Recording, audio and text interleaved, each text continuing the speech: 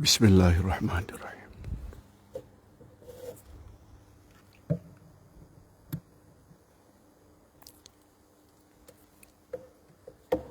Bismillahirrahmanirrahim. Alhamdulillah nahmaduhu wa nasta'inuhu wa nastaghfiruh. Wa na'udzu billahi min syururi anfusina wa min sayyiati a'malina. من يهده الله فلا مضل له ومن يضلل فلا هادي له أشهد أن لا إله إلا الله وحده لا شريك له وأشهد أن محمدا عبده ورسوله لا نبي بعده اللهم صل وسلم على نبينا محمد وعلى آله وصحبه أجمعين أما بعد. Hadirin sidang jamaah sekalian, Assalamualaikum warahmatullahi wabarakatuh. Alhamdulillah, kita bersyukur kehadirat Allah Azza wa Jalla. Pada pagi ini kita dapat salat subuh berjamaah. Kemudian duduk sejenak untuk mendengar tazkirah, peringatan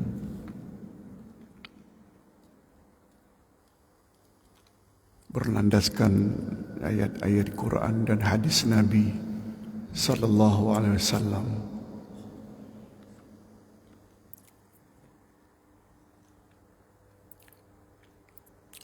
Dengan harapan mudah-mudahan semakin banyak ayat Quran kita dengar dan fahami, maka akan bersesuaianlah tindak tanduk harian kita dengan kehendak Allah dan Rasul.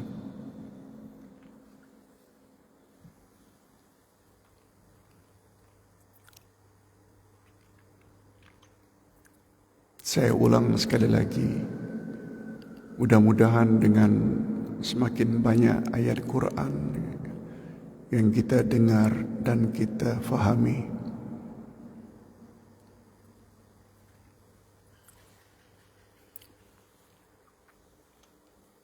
insya-Allah semakin dekat sikap dan tindak tanduk harian kita dengan kehendak Allah dan Rasul. Sebab Allah berfirman pada ayat 36 dari surat Al-Ahzab, A'udzu billahi minasyaitonir rajim. Wa ma kana lil mu'minin wala mu'minatin idza qadallahu wa rasuluhu amra an yakuna lahumul khiyaratu min amrihim wa man ya'sillaha wa rasulahu faqad dhalla dhalalan mubina. Artinya,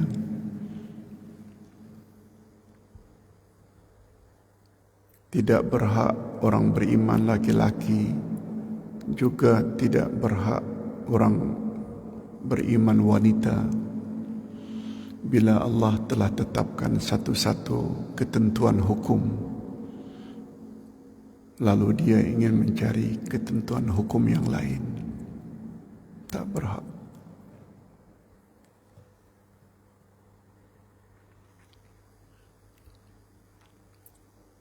Selanjutnya firman Allah dalam ayat yang sama, siapa yang mengingkari ketetapan Allah dan Rasul, maka terjerumuslah dia ke dalam kesesatan yang nyata. Allahu Akbar.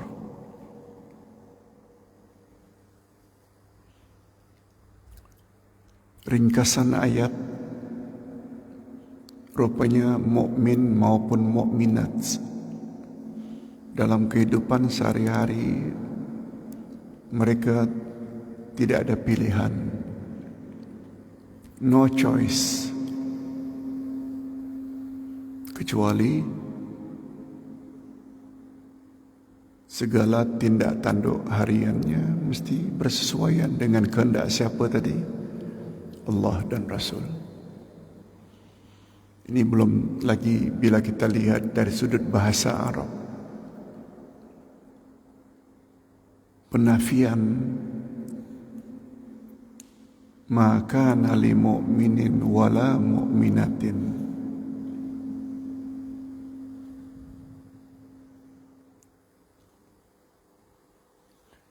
mengandungi amaran yang lebih keras daripada dalam bentuk amar, jangan kamu bersikap berbeza dari ketetapan Allah dan Rasul. Itu namanya nahi. Jangan. Tapi bila dalam bentuk maka kana li mu'minin wala mu'minatin, tidak patut, tidak layak, tidak berhak orang beriman laki-laki dan wanita apabila Allah telah tetapkan satu-satu ketentuan dan Rasul tetapkan satu-satu ketentuan, lalu dia mencari ketentuan atau pilihan yang lain, itu lebih keras lagi. Begitu dalam ilmu balaghah.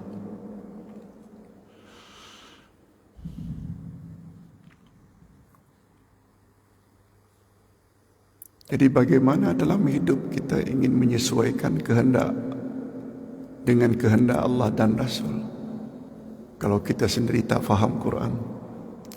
Betul tak? Sebabnya Ustaz ingatkan kita yang hafal Quran tak cukup sekedar hafal. Bagus, hafal Quran tu bagus, tapi kita kena faham tak? Dengan faham barulah ada usaha untuk melaksanakannya dalam kehidupan sehari-hari. Quran diturunkan untuk dibaca, dihafal tak? Tidak. Quran diturunkan bukan hanya untuk dibaca dan dihafal, tapi untuk dilaksanakan, untuk dijadikan pedoman hidup. Betul tak? Quran tak boleh dijadikan pedoman hidup bila tak faham dulu.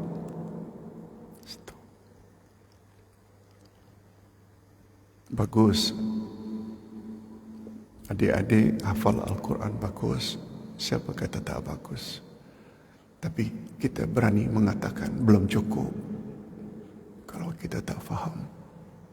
Sebab Quran diturunkan, betul tak, untuk dijadikan pedoman. Macam mana nak jadikan pedoman bila tak faham? Yes.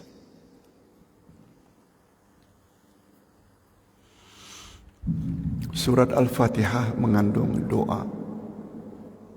Satu doa, semua kita tahu. Ihdinas siratal mustaqim. Tunjuki kami jalan yang lurus. Minima 17 kali dalam sehari kita baca. Minima. Kalau kita salat fardu. Sebab salat fardu ada 17 rakaat. Setiap rakaat mesti baca.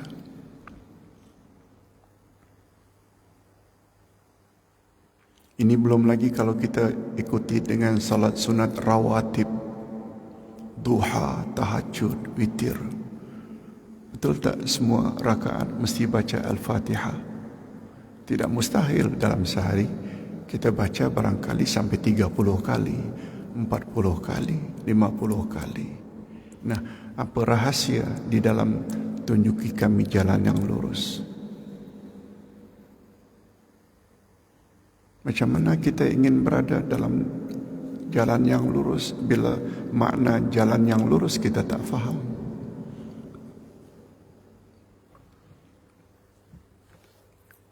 Okey, kita tidak bahas tentang makna jalan yang lurus.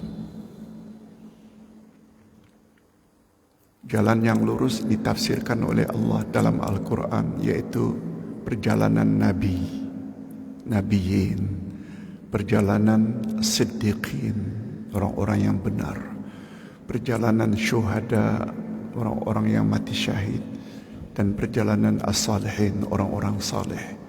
Sebagaimana yang Allah sebut pada ayat 69 surat An-Nisa.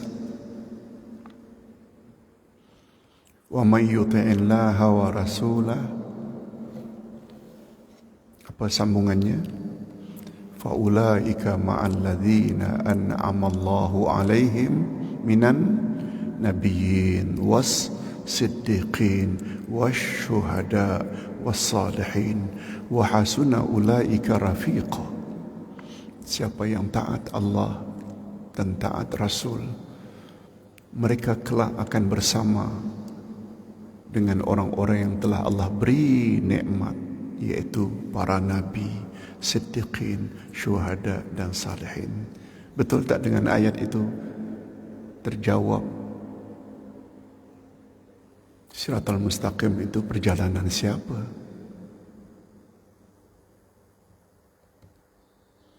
Minta maaf umat Islam, termasuk umat Islam di Nusantara, Indonesia, Singapura, Malaysia. Boleh tak kita katakan mereka masih kabur lagi? Kabur. Tidak pasti jalan lurus itu jalan yang mana. Karena tak faham Quran. Mudah-mudahan kita termasuk ke dalam golongan orang yang berada di atas Siratul Mustaqim sampai akhir hayat kita. Okey. Topik kita pada pagi ini tentang fadilat istiqamah.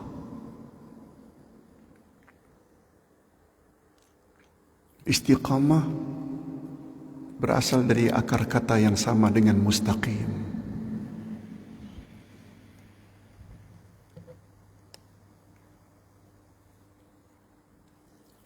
Dan istiqamah dalam beragama sesuatu yang paling susah. Sesuatu yang paling sulit dalam beragama adalah istiqamah. Apa makna istiqamah? Kalau mustaqim itu jalan yang lurus, istiqamah juga membawa makna yang sama.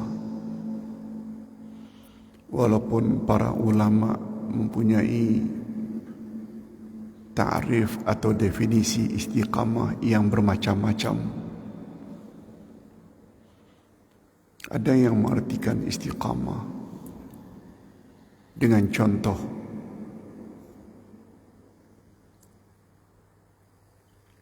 al-istiqamatu kal jabal. Istiqamah itu bagaikan gunung.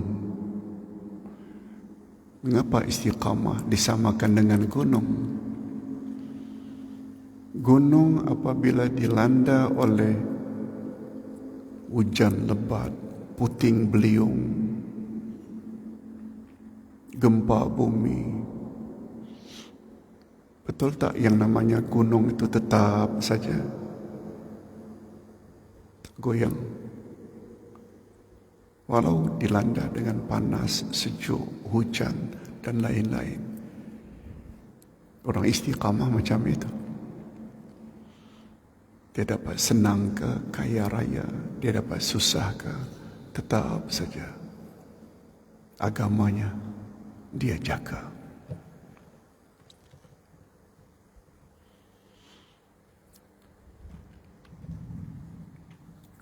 Salah seorang dosen di Universiti Al-Azhar berkata, membuat definisi.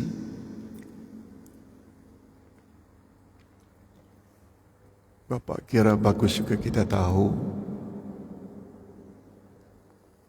Tolong ikuti. Al-istiqamah, al-mutaba'ah lit-tariqatil muhammadiyah ma'at takhalluq bil akhlaqil mardiyah. Sekali lagi, al-mutaba'ah lit-tariqatil muhammadiyah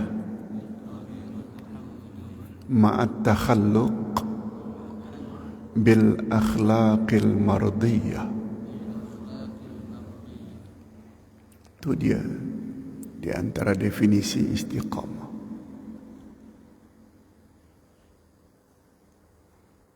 Istiqamah maksudnya adalah al-mutaba'ah, mengikuti, lit-tariqatil muhammadiyah, perjalanan hidup Nabi Muhammad sallallahu alaihi wasallam, ma'at takhalluq, sambil menghias diri dengan akhlak yang diridai Allah, ma'at takhalluq bil akhlaqil mardiyah. Istiqamah adalah mengikuti perjalanan hidup Nabi Muhammad sallallahu alaihi wasallam sambil menghias diri kita masing-masing dengan akhlak yang diridai oleh Allah. Oleh sebab itu dalam hidup, khasnya dalam beribadat, perlu tak ikut sunnah Nabi. Ini dia.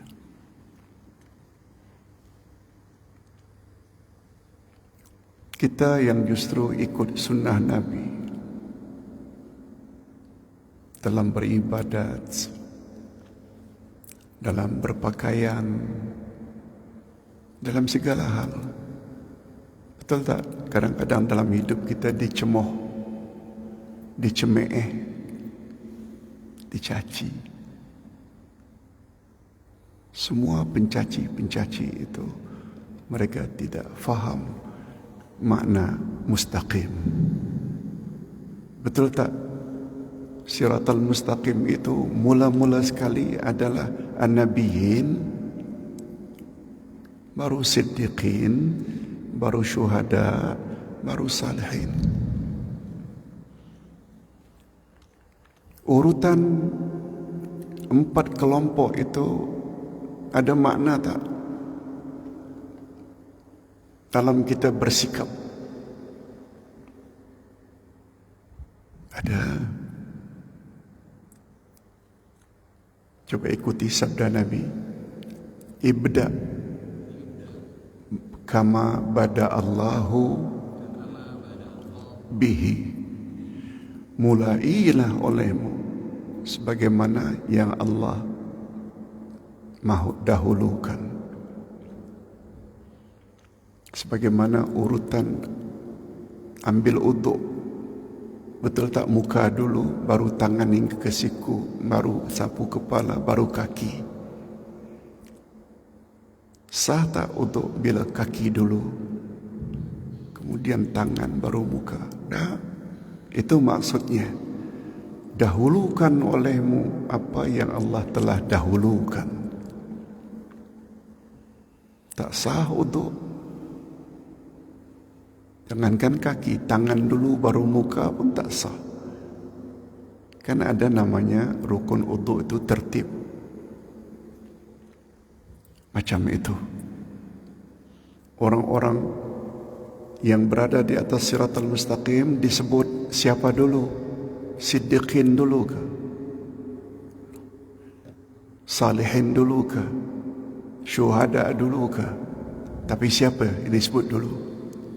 Nabiyin. Tentu saja bagi kita umat akhir zaman, Nabi-Nabi itu adalah Nabi Muhammad. Barulah orang kedua Siddiq seperti Abu Bakar As-Siddiq. Barulah kemudian syuhada, termasuk tak syuhada 3 khalifah berikutnya, Umar, Osman dan Ali, yang dibunuh ketika menjalani tugas kekhalifahan. Baru yang terakhir keempat siapa? Salihin, orang-orang saleh. Termasuk tak guru kita? Termasuk tak imam-imam mazhab? Imam Abu Hanifah, Imam Malik, Imam Syafi'i, Imam Ahmad bin Hanbal. Mereka bukan Nabi.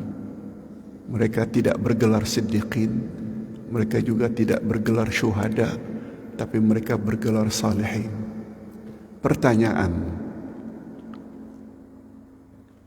terdapat tak dalam masyarakat umat Islam yang terlalu fanatik dan ta'assub kepada orang-orang saleh?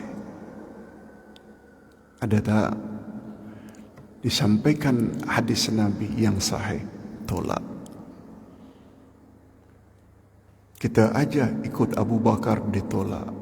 Para sahabat Umar, Osman, Ali ditolak karena terlalu ta'assub dengan orang saleh. Termasuk tak Pak Kiai, Tuan Guru, Ustaz dan Ustazah, semua itu salihin. Di mana urutannya? Samalah tadi urutannya. Basuh tangan dulu baru buka.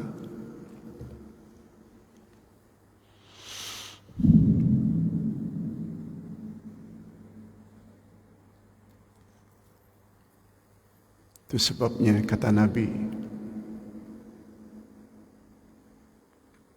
pernah ditanya, "Ya Rasulullah, mengapa sidebird, janggut dan rambut tuan cepat beruban?"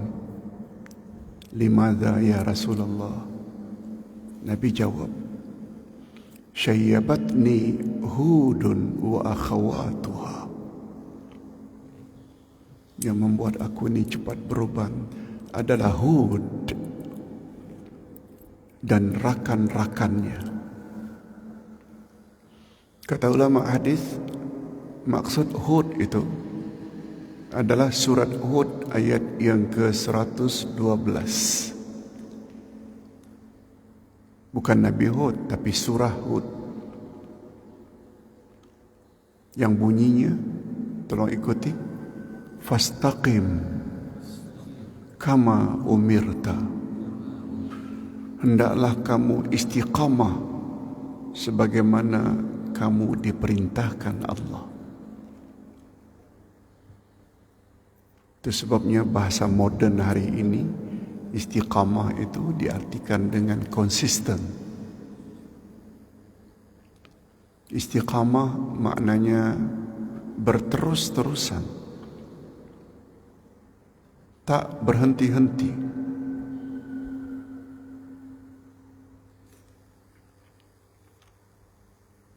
Salat subuh tidak berat. Kalau salat subuh seminggu sekali, setiap hari Ahad saja.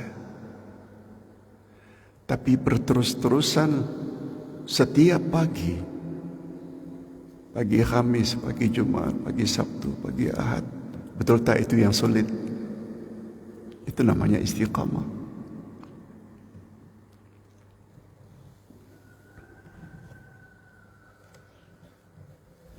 Senantiasa berbuat ihsan pada ibu bapa. Kalau sekali-sekala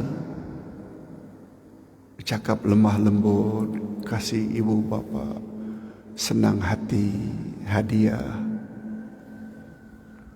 tak sulit. Tapi tidak berterus-terusan, esok sudah mula menyakiti hati mak bapa, mengasari ibu bapa. Istiqamah itu yang susah. Meninggalkan minum arak, berjudi, berzina, la samah Allah. Amit-amit, mudah-mudahan Allah jauhi kita. Kalau meninggalkan berjudi, minum arak sekali-sekala, tak susah. Betul tak yang paling susah itu meninggalkan larangan Allah berterus-terusan? Itu namanya istiqamah.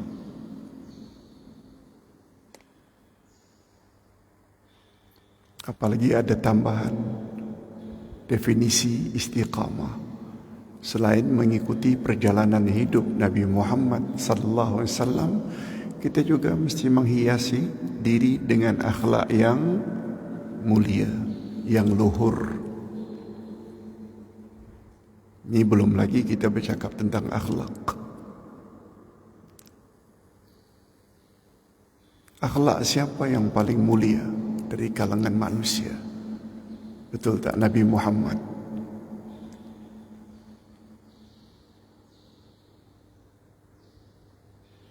Allah sebut dalam Al-Quranul Karim, kalau tak salah surat Nun atau Qaf. Nun. Innahu fi khuluqin azim. Nabi Muhammad itu akhlaknya agung. Sampai Allah Subhanahu wa taala recommend, kalau tak salah dari surat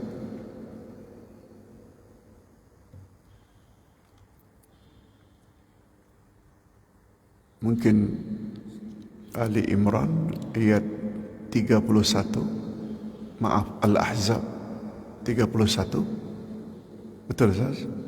Al-Ahzab 31, tolong ikuti.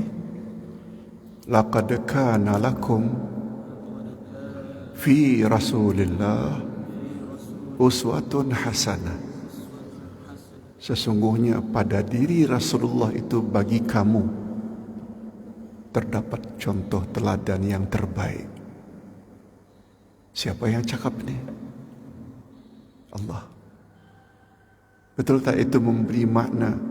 Allah yang sebut. Nabi Muhammad itu insan yang terbaik, yang kamu sekalian patut jadikan dia contoh teladan.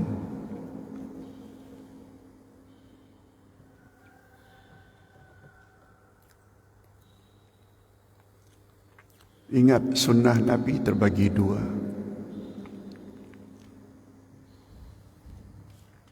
Yang pertama namanya sunnah orfiyah, sunnah adat. Orf itu adat, kebiasaan Nabi sebagai orang Arab. Betul tak bila berpakaian jubah,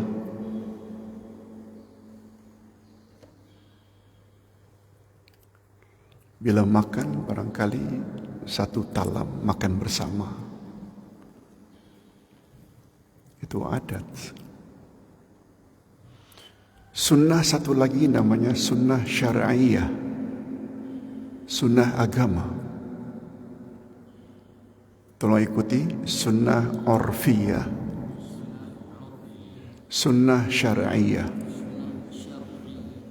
Sunnah orfiyah, sunnah adat. Nabi sebagai orang Arab, pattern pakaiannya jubah. Okey, kita nak ikut bagus, tapi tidak wajib. Bagi yang pakai baju Melayu, yang baju kemeja, pakai t-shirt, boleh tak? Boleh tak? Boleh. Itu sunnah adat. Orang Melayu pakai baju Melayu lah. Tapi tidak pakai baju jubah tak salah. Tapi bukan wajib. Sebab sunnah agamanya dalam bab pakaian kan tutup aurat. Orang India lain, orang Pakistan lain, orang Sudan lain, orang Mauritania lain, orang Amerika lain. Boleh asal tutup aurat. Lebih-lebih lagi wanita. Wanita Arab lain, namanya abaya. Orang Mesir, orang Lebanon lain, namanya long dress. Orang Melayu kan ada namanya baju kurung, ada namanya baju kebaya panjang. No problem, asal menutup aurat. Dengan kata lain, sunnah orfiyah, sunnah adat, boleh ikut adat masing-masing. Adat kita barangkali makan pinggan masing-masing. Nabi makan dengan tangan, kita dengan sudu dan garpu. Boleh tak? Boleh, itu sunnah adat. Yang penting makanan itu perlu halal tak? Itu dia sunnah syar'iyah. Tapi yang namanya ibadat, salat mesti ikut salat Rasul, puasa mesti ikut puasa Rasul, naik haji dan umrah mesti ke Mekah, tawaf mesti tawaf macam Nabi tawaf, 7 pusingan, melontar jamarat dengan batu dalam jumlah berapa dan besar berapa. Perlu tak ikut Nabi? Yes, itu namanya sunnah syar'iyah, syara', sunnah agama. No choice. Itu sebabnya dalam kita memahami perkara ini dan menjelaskan pada masyarakat, kita perlu beritahu. Sunnah terbagi berapa tadi? 2. Sunnah adat dan sunnah agama. Yang wajib tidak boleh tidak kita mesti ikut. Sunnah apa tadi?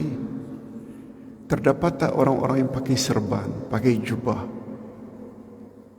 masih lagi buat syirik, khurafat, bid'ah, banyak. Itu maknanya dia utamakan sunnah orfiyah, janggutnya panjang, bagus. Siapa kata tak bagus? Tapi datang ke kuburan-kuburan, minta-minta pada wali. Betul tak itu bercanggah dengan sunnah syar'iyah? Allahu Akbar. Jadi sekali lagi, tolong ikuti definisi istiqamah. Al-mutaba'ah lit-tariqatil Muhammadiyah ma'at takhalluq bil akhlaqil mardiyah. Istiqamah ialah mengikuti jejak langkah Nabi Muhammad sallallahu alaihi wasallam sambil menghias diri dengan akhlak-akhlak yang luhur, yang mulia.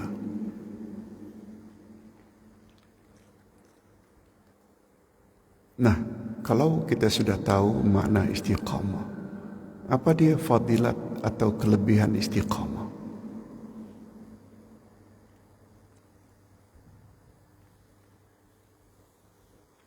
Sehingga Nabi Muhammad sallallahu alaihi wasallam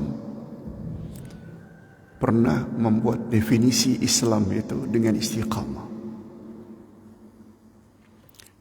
Pada satu hari Nabi ditanya oleh satu orang Badui,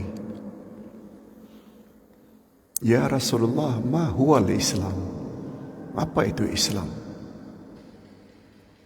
Sebelum Nabi jawab, sahabat tersebut minta, tolong sebut Islam itu dengan bahasa yang singkat tapi padat.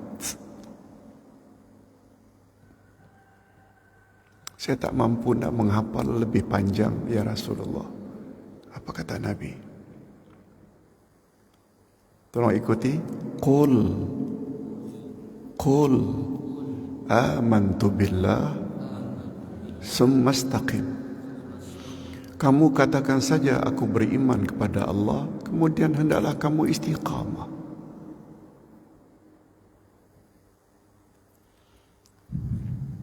Beriman kepada Allah termasuk tak beriman dengan kalamullah? Masuk tak?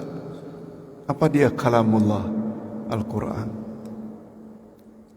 Al-Quran itu kata-kata Allah. Kata-kata Allah kita wajib ikut tak?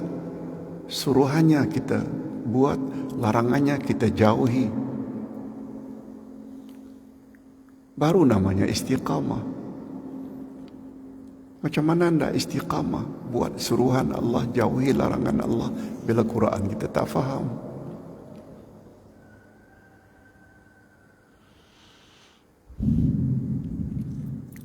Iman dan istiqamah. Itu sebabnya Ustaz melihat di Nusantara tidak begitu banyak ustaz-ustaz yang menulis tentang iman. Ustaz tulis buku akidah 3 jilid. Akidah Ahlus Sunnah wal Jamaah jilid 1, jilid 2, jilid 3.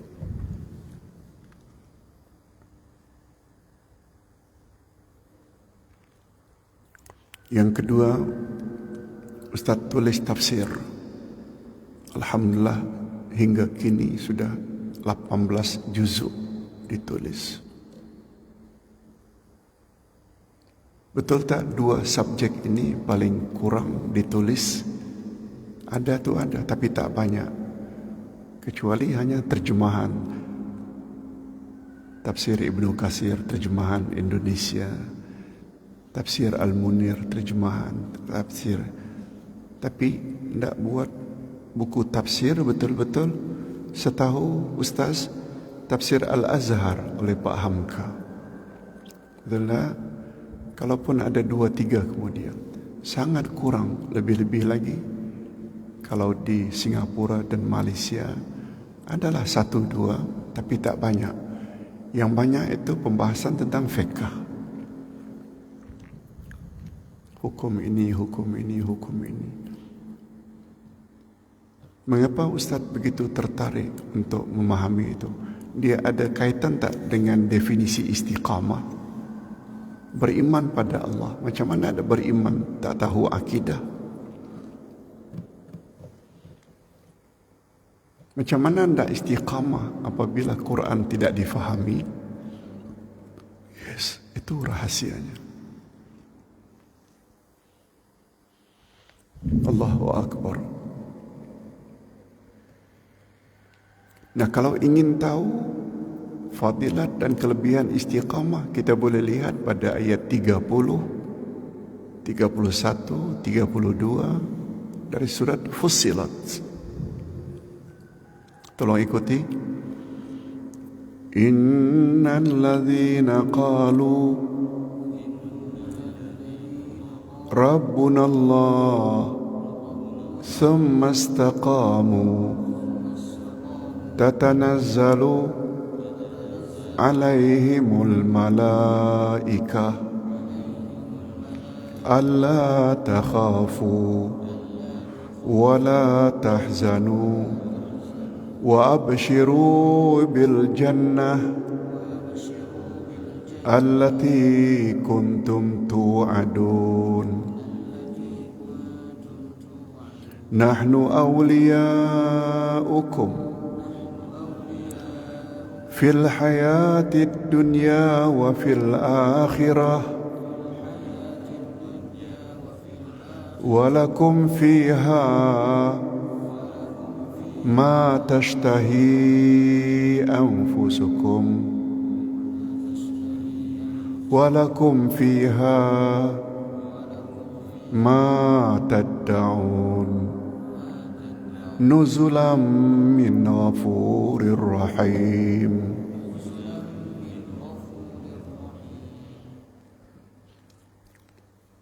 Coba kita terjemahkan. Sesungguhnya orang-orang yang berkata Tuhan kami adalah Allah, maknanya dia beriman tak pada Allah? Yes. Kemudian dia istiqamah. Sudah beriman langsung istiqamah. Sesuai tak dengan apa yang Nabi katakan tadi? Islam adalah katakan saja aku beriman pada Allah kemudian istiqamah. Sama tak? Sama. Nabi ambil dari ayat itu. Sesungguhnya orang-orang yang berkata Tuhan kami adalah Allah, kemudian mereka istiqamah. Lalu apa kita akan dapat? Bila ada iman di dada, lalu kita istiqamah buat berterus-terusan suruhan Allah, berterus-terusan jauhi larangan Allah. Tatanazzalu alaihimul malaikah,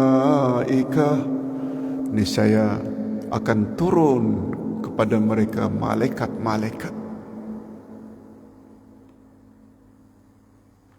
Diberi arahan, perintah oleh Allah pada malaikat supaya turun.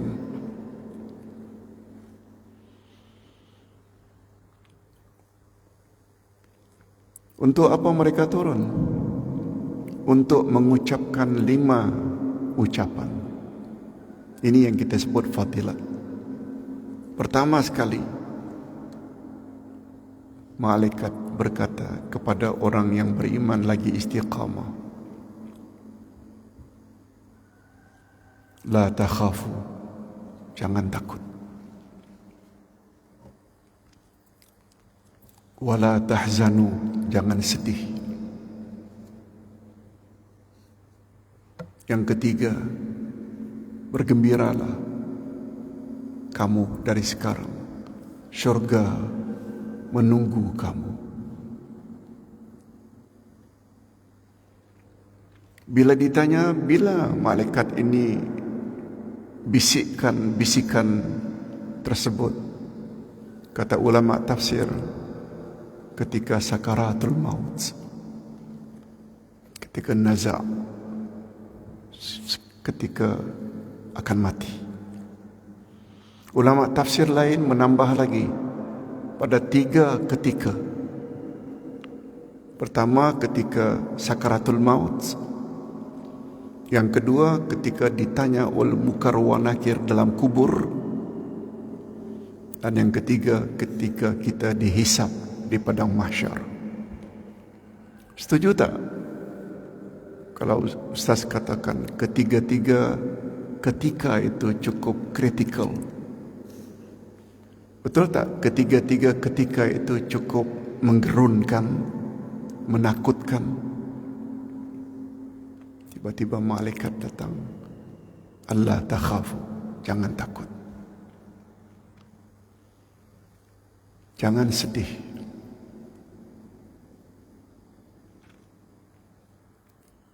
Orang yang sedang sakaratul maut, bila imannya kuat dan istiqamah, dia akan dengar. Tapi kita yang berada di sekitarnya tak dengar. Sebab itu untuk orang yang syaratnya apa tadi? Imannya mantap. Yang kedua, istiqamah. Terdapat tak setengah-setengah orang yang akan mati? Terdapat tak kadang-kadang macam tersenyum? Betul tak? Itu bermakna dia mendengar bisikan itu.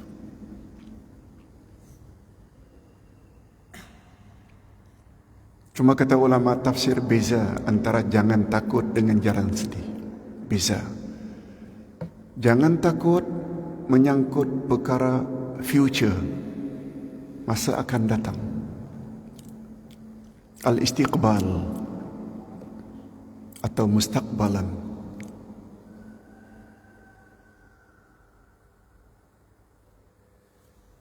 Pak Irwan, jangan takut.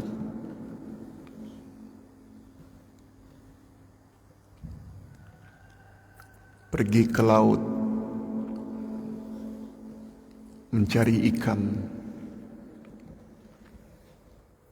Betul tak? Itu kan disebut sebelum pergi ke laut. Itu maknanya masa akan datang. Jangan takut. Sampan kita selamat insya-Allah. Jangan takut. Jangan sedih pula mengenang masa silam. Kasihan nenek itu termenung selalu mengenang cucunya yang mati lemas 2 bulan yang lalu. Betul tak? 2 bulan yang lalu itu masa yang lepas. Itu namanya sedih. Lihat, bahasa Arab penuh dengan rahasia-rahasia seperti itu. Itu hanya akan kita dapat dalam tafsir. Nah, apa future kita, masa depan kita yang kita tak boleh takut? Termasuk tak azab kubur? Itu future kita. Termasuk tak timbang menimbang amalan? Takut tak? Termasuk tak meniti siratal mustaqim? Boleh jatuh? Malaikat kata, jangan takut terhadap itu semua. Termasuk tak perkara yang kita takut kalau amal kita tak diterima oleh Allah? Takut tak? Itu future kita. Jangan takut. Sebab kamu sudah ada iman, kamu istiqamah, kamu ikut Muhammad. Akhlakmu pun mulia macam akhlak baginda. Itu makna jangan takut. Jangan sedih.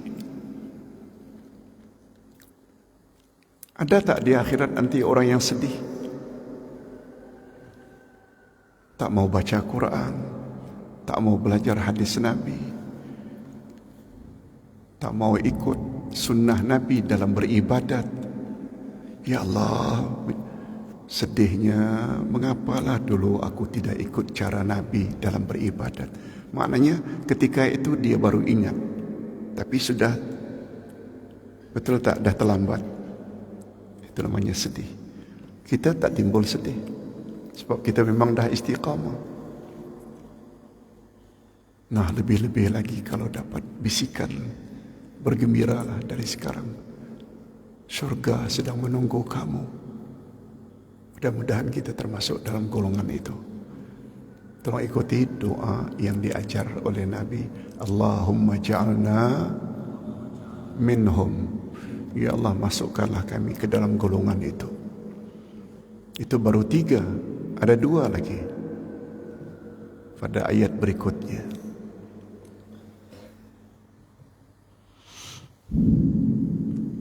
Apa sambungan ayatnya?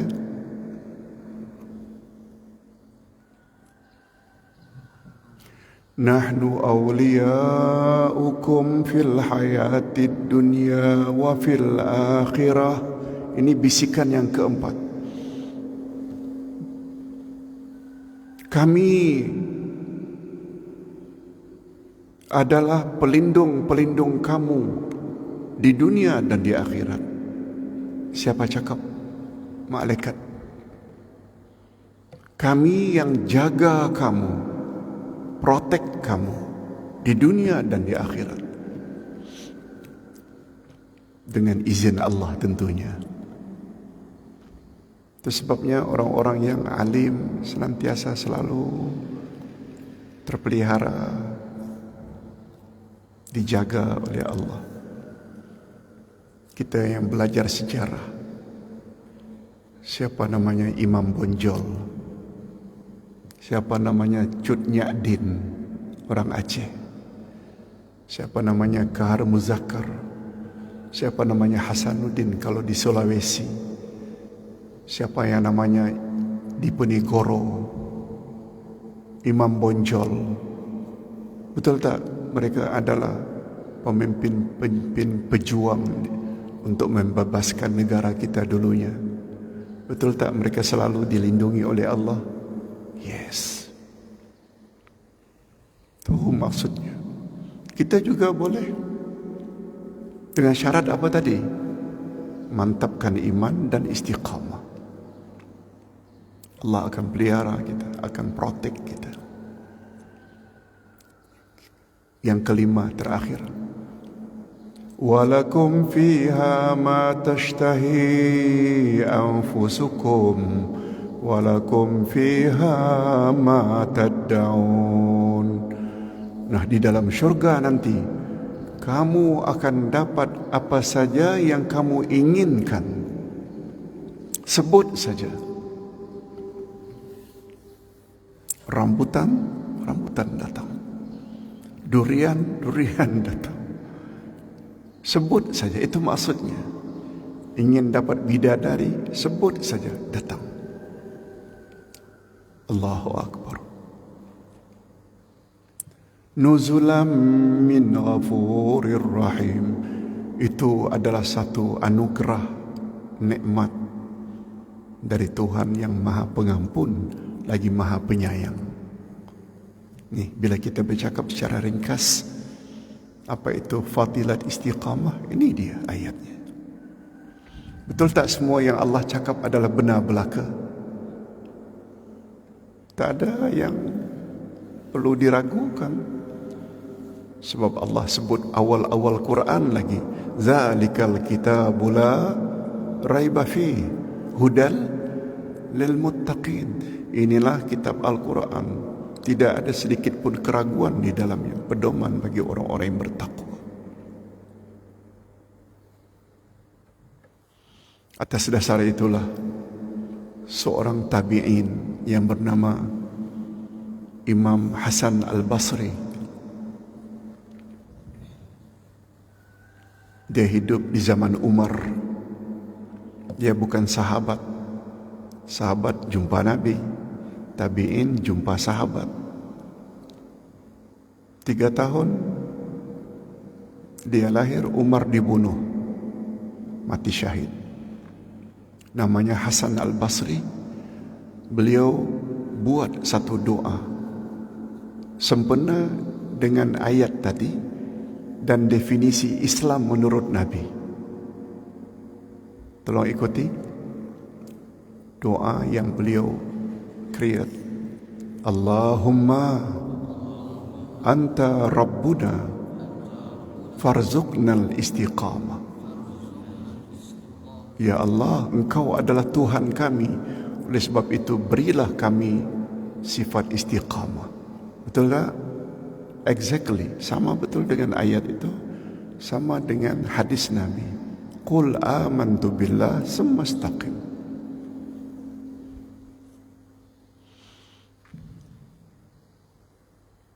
Ustaz kira cukup sampai di sini dulu tazkirah ringkas kita. Tapi bila kita faham, tak usah yang lain-lain. Tazkirah pagi ini saja, betul tak? Dah cukup sebenarnya.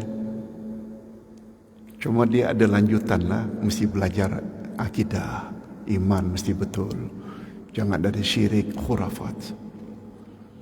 Ikut cara Nabi, ikut sunnah Nabi. Jangan buat bid'ah. Tapi bila kita bercakap macam ini, kita dicemooh orang.